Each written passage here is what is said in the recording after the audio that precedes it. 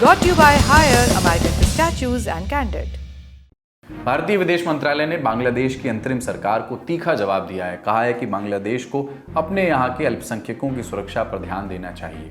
बांग्लादेश की तरफ से मुर्शिदाबाद हिंसा का हवाला देते हुए कहा गया था कि भारत में अल्पसंख्यक मुसलमानों की सुरक्षा की जानी चाहिए। इसके जवाब में भारतीय विदेश मंत्रालय के प्रवक्ता रणधीर जायसवाल ने कहा कि हम पश्चिम बंगाल की घटनाओं पर बांग्लादेश की तरफ से आई टिप्पणियों को खारिज करते हैं। ये भारत की उन चिंताओं से ध्यान हटाने की कोशिश है जो बांग्लादेश में अल्पसंख्यकों पर हो रहे अत्याचारों से जुड़ी हैं। वहां ऐसे अपराध करने वाले आज़ाद घूम रहे हैं।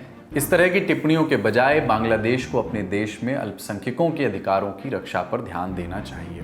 इससे पहले बांग्लादेश के अंतरिम सलाहकार के प्रेस सचिव शफीकुल आलम ने कहा था कि हम भारत और पश्चिम बंगाल की सरकार से अपील करते हैं कि वो मुर्शिदाबाद में हुई हिंसा में मुस्लिम अल्पसंख्यकों की सुरक्षा करें। ये भी कहा कि मुर्शिदाबाद में हुई हिंसा में बांग्लादेश का हाथ नहीं है। हम इन आरोपों को खारिज करते हैं। दरअसल कुछ मीडिया रिपोर्ट्स के मुताबिक मुर्शिदाबाद हिंसा को लेकर बीएसएफ ने एक रिपोर्ट केंद्रीय गृह मंत्रालय को भेजी थी, जिसमें आशंका जताई थी कि इस हिंसा को अंजाम देने में बांग्लादेश के कट्टरपंथियों का हाथ हो सकता है। अंसार उल्लाह संगठन है एक, उसका नाम प्रमुखता से लिया गया था।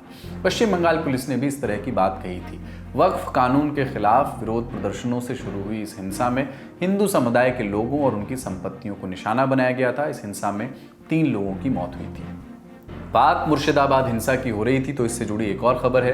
पश्चिम बंगाल के राज्यपाल सीवी आनंद बोस 18 अप्रैल की शाम दंगा पीड़ितों से मिलने मालदा पहुंचे।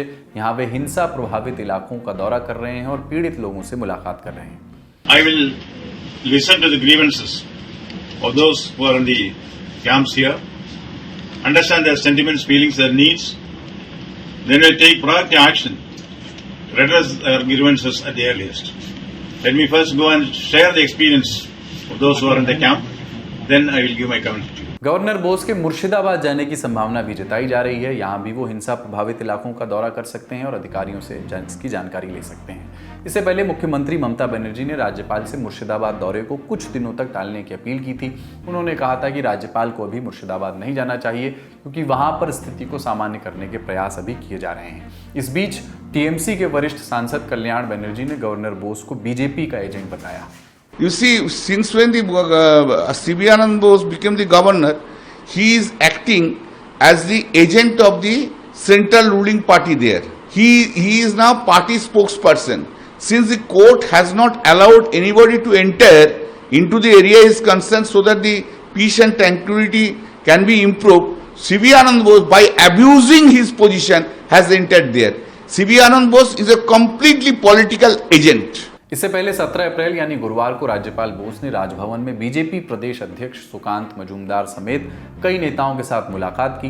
इंडियन एक्सप्रेस की रिपोर्ट के मुताबिक इस दौरान मजूमदार के साथ कुछ ऐसे लोग भी शामिल थे जिन्हें पिछले शुक्रवार को नए वक्फ कानून के खिलाफ प्रदर्शन के दौरान हुई हिंसा के बाद अपना घर छोड़कर भागना पड़ा था। अगली सुर्खी, प्रधानमंत्री नरेंद्र मोदी ने 18 अप्रैल को टेस्ला और स्पेस एक्स के सीईओ एलॉन मस्क के साथ फोन पर बातचीत की।